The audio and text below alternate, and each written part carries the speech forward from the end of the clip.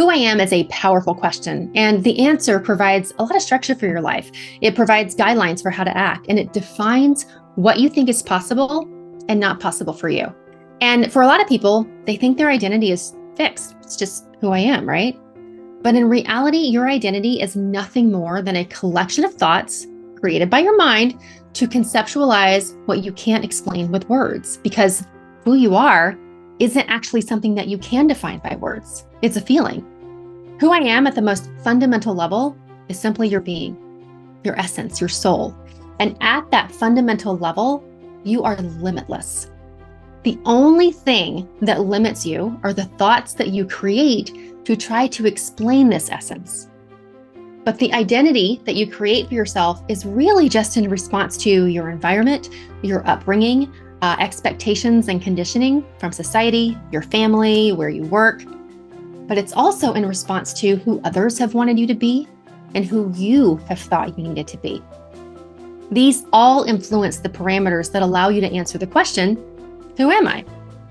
But guess what? Your inner protectors, which you know as those little judgy voices in your head that tell you that you're not good enough, you're not ready, it's too late, they also influence your perceived identity because they weave in limitations and doubts and fears, all to keep you safe and to prevent your true essence from unleashing into the world, because that might be too much. So your identity will change many times throughout your life because your life changes. So think of all the roles that you've already played: daughter, granddaughter, sister, student.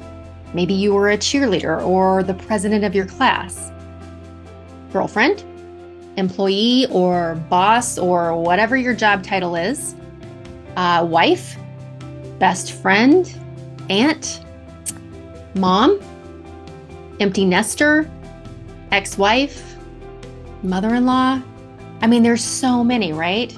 But notice how these are all just labels. Who you are goes way beyond the labels used to describe the roles that you fill. And your identity is always evolving. But right now, as a woman over 40 and an introverted one at that, a lot is changing right now in your life.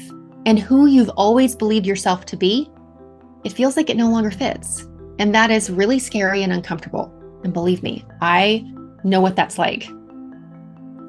But guess what? Even though I know it may not feel like it, you're actually in a very exciting time of your life. So as you release and learn to release this outdated identity, you can now intentionally sculpt a new one that's a more accurate reflection of not only who you are, but who you want to become. You will never desire to become someone or create something that you aren't 100% capable of being and creating, because otherwise you wouldn't desire it.